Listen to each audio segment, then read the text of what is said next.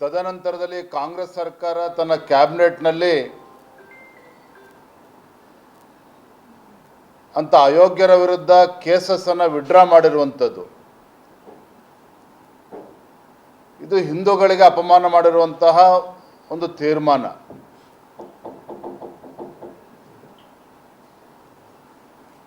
ಪದೇ ಪದೇ ಈ ರೀತಿ ಕಾಂಗ್ರೆಸ್ ಸರ್ಕಾರದಲ್ಲಿ ಈ ರೀತಿ ತೀರ್ಮಾನಗಳನ್ನು ತೆಗೆದುಕೊಳ್ತಾ ಇರುವಂಥದ್ದು. ನಮ್ಮ ಪ್ರತಿಭಟನೆ ಗುಲ್ಬರ್ಗಾ ನಗರದಲ್ಲಿ ಇವತ್ತು ನಡೀತಾ ಇರತಕ್ಕಂಥ ಪ್ರತಿಭಟನೆ ಕೇವಲ ಒಂದು ಸಾಂಕೇತಿಕವಾಗಿರ್ತಕ್ಕಂಥ ಪ್ರತಿಭಟನೆ.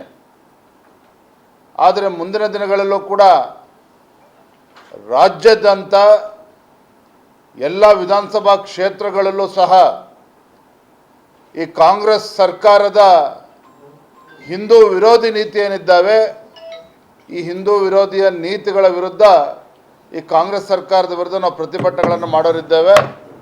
ಪ್ರತಿಭಟನೆ ಮಾಡೋದ್ರ ಮುಖೇನ ಈ ಸರ್ಕಾರಕ್ಕೆ ಬಿಸಿ ಮುಟ್ಟಿಸುವಂಥ ಕೆಲಸವನ್ನು ಕೂಡ ನಾವು ಮಾಡ್ತೇವೆ. ಅಲ್ಲ ಸರ್, ಕ್ಯಾಬಿನೆಟ್ ಅಲ್ಲಿ ವಾಪಸ್ ತಗೊಂಡ್ರದ್ದು ಆದ್ಮೇಲೆ ಇಷ್ಟು ದಿವಸ ಲೇಟ್ ಆಯಿತು ಅಂತ ರಾಜ್ಯದಲ್ಲಿ ಯಾವ್ಯಾವ ರೀತಿ ರಾಜಕೀಯ ಚಟುವಟಿಕೆಗಳು ನಡೀತಾ ಇದ್ದೋ ಎಲ್ಲರೂ ಕೂಡ ನೋಡ್ತಾ ಇದ್ದೀರಿ. ಮೊನ್ನೆನೂ ಕೂಡ ವಿರೋಧ ಪಕ್ಷದ ನಾಯಕರು, ನಾನು ಕೂಡ ಹೋಗಬೇಕಾಗಿತ್ತು ಭಟ್ಕಳಕ್ಕೆ. ಭಟ್ಕಳದಲ್ಲೂ ಕೂಡ ಇದೇ ರೀತಿ ಅಚಾತುರ್ಯ ನಡೆದಿದೆ. ಅಲ್ಲೂ ಕೂಡ ಎಲ್ಲ ಹಿಂದೂ ಸಂಘಟನೆಗಳ ನೇತೃತ್ವದಲ್ಲಿ ಪ್ರತಿಭಟನೆ ನಡೆಸಿ ಅಲ್ಲಿ ಹಿಂದೂ ಕಾರ್ಯಕರ್ತರಿಗೆ ಒಂದು ಧೈರ್ಯವನ್ನು ತುಂಬುವಂಥ ಕೆಲಸವನ್ನು ಕೂಡ ನಾವು ಮಾಡಿದ್ದೇವೆ. ಅದೇ ರೀತಿ ಗುಲ್ಬರ್ಗದಲ್ಲೂ ಕೂಡ ಆಳಂದದಲ್ಲಿ ಆದಂಥ ಘಟನೆ ಬಗ್ಗೆ ಈಗಾಗಲೇ ಪ್ರತಿಭಟನೆಗಳು ನಡೆದಿದ್ದು. ಆದರೆ ಇಷ್ಟಕ್ಕೆ ಸೀಮಿತ ಆಗಬಾರ್ದು. ಈ ಸರ್ಕಾರಕ್ಕೆ ಚಾಟಿ ಬೀಸುವಂಥ ಕೆಲಸ ಆಗಬೇಕು.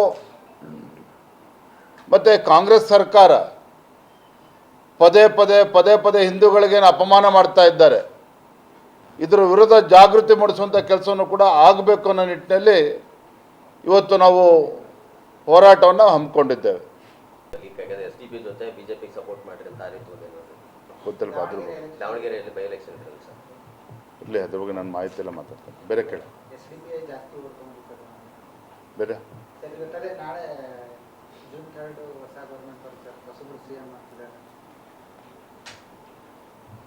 ಕಳೆದ 3 ವರ್ಷ ಕಾಂಗ್ರೆಸ್ ಸರ್ಕಾರದ ಆಡಳಿತ ವೈಖರಿನ ತಾವು ನೋಡ್ತಾ ಇದ್ದೀರಿ.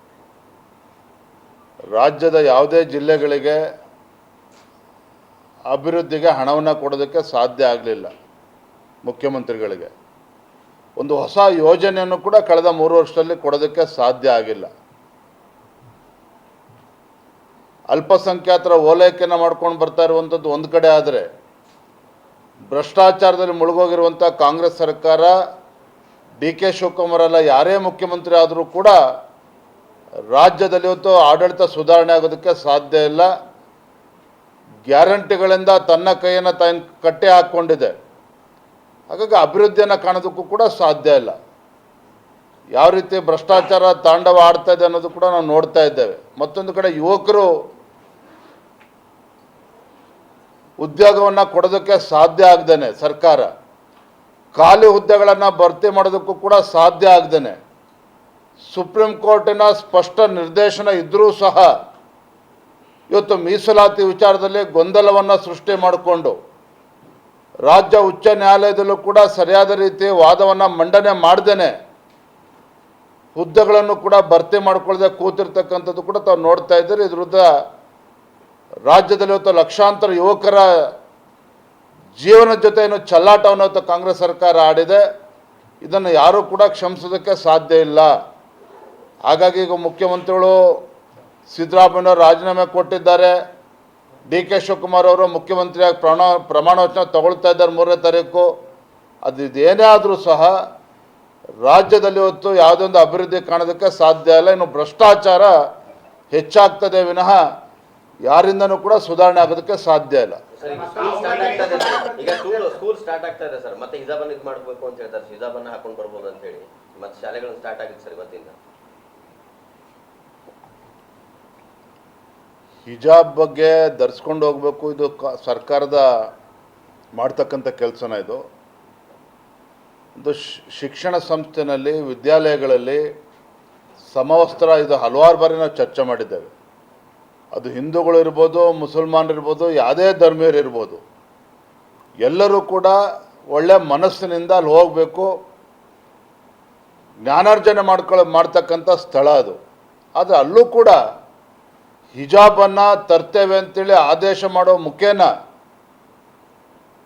ಇವತ್ತು ಶಾಲೆಗೆ ಹೋಗ್ತಕ್ಕಂಥ, ಕಾಲೇಜಿಗೆ ಹೋಗ್ತಕ್ಕಂಥ ವಿದ್ಯಾರ್ಥಿನಿಯರಲ್ಲೂ ಕೂಡ ಒಂದು ದ್ವೇಷದ ಭಾವನೆಯನ್ನು ಬಿತ್ತುವಂಥ ಕೆಲಸ ಬೇರೆ ಯಾರೂ ಮಾಡಿಲ್ಲ. ಆಡಳಿತ ಪಕ್ಷ ಕಾಂಗ್ರೆಸ್ ಸರ್ಕಾರ ಇವತ್ತು ಮಾಡಿರುವಂಥದ್ದು. ನೋಡಿ, ಇವತ್ತು ಅಧಿಕಾರದ ಅಮಲಿನಿಂದ, ಅಧಿಕಾರದ ಮದದಿಂದ ಇವ್ರು ಏನು ಬೇಕಾದ್ರೂ ಕೂಡ ತೀರ್ಮಾನ ಮಾಡ್ಕೋಬೋದು, ತೀರ್ಮಾನವನ್ನು ಅರಗಿಸ್ಕೊಳ್ಳಬಹುದು ಸರ್ಕಾರ. ಆದರೆ ಎಲ್ಲವನ್ನೂ ಕೂಡ ರಾಜ್ಯದ ಜನ ಗಮನಿಸ್ತಾ ಇದ್ದಾರೆ. ಇಂಥ ಕಾಂಗ್ರೆಸ್ ಸರ್ಕಾರಕ್ಕೆ ಯಾವಾಗ ಪಾಠ ಕಲಿಸ್ಬೇಕು ಆ ಸಂದರ್ಭದಲ್ಲಿ ಪಾಠವನ್ನು ಕಲಿಸ್ತಾರೆ.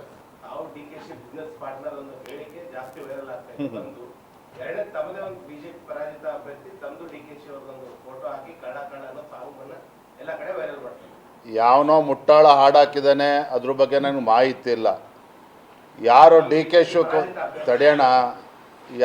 ಕೆ ಶಿವಕುಮಾರ್ ನಾನು ಬಿಸ್ನೆಸ್ ಪಾರ್ಟ್ನರ್ಸ್ ಅಂತ ಅಂದ್ಕೊಂಡಿದ್ದಾರೆ. ಅದು ಮೂರ್ಖರು ಮಾತನಾಡ್ತಕ್ಕಂಥದ್ದು. ಅಷ್ಟು ಮಾತ್ರ ಈ ಸಂದರ್ಭದಲ್ಲಿ ಹೇಳ್ತೇನೆ. ಏನಪ್ಪ ನೀವು ನೋಡ್ತಾ ಇದ್ದರೆ ಇವರು ಕೇವಲ ಅಲ್ಪಸಂಖ್ಯಾತರ ಓಟಿಂದನೇ ರಾಜ್ಯದಲ್ಲಿ ಅಧಿಕಾರಕ್ಕೆ ಬಂದಿದ್ದೇವೆ ಅನ್ನುವ ಭ್ರಮೆನಲ್ಲಿ ಇವರಿದ್ದಾರೆ. ಪದೇ ಪದೇ ಹಿಂದೂ ಭಾವನೆಗಳಿಗೆ ಧಕ್ಕೆ ತರುವಂಥ ಕೆಲಸವನ್ನು ಕಾಂಗ್ರೆಸ್ ಸರ್ಕಾರ ಏನು ಮಾಡ್ತಾ ಇದೆ. ಮುಂದೆ ಹಿಂದೂಗಳ ಮತ ಬೇಡವೇ ಬೇಡವ ಅನ್ನುವ ಉದ್ದೇಶ ಕಾಂಗ್ರೆಸ್ನವ್ರಿಗೆ ಇದ್ದಂತಿದೆ. ಹಾಗಾಗಿ ಇವೆಲ್ಲವನ್ನೂ ಕೂಡ ನಾವು ನೋಡಿಕೊಂಡು ಸುಮ್ಮನೆ ಕೂರೋದಕ್ಕೆ ಬರೋದಿಲ್ಲ. ನಾವು ಕೂಡ ಇವತ್ತು ಸಮಾಜದಲ್ಲಿ ಜಾಗೃತಿ ಮೂಡಿಸುವಂಥ ಕೆಲಸ ನಾವು ಮಾಡಬೇಕಾಗಿದೆ. ಎಲ್ಲದೂ ಕೂಡ ಉತ್ತರ ಸಿಗುತ್ತೆ, ಡೋಂಟ್ ವರಿ.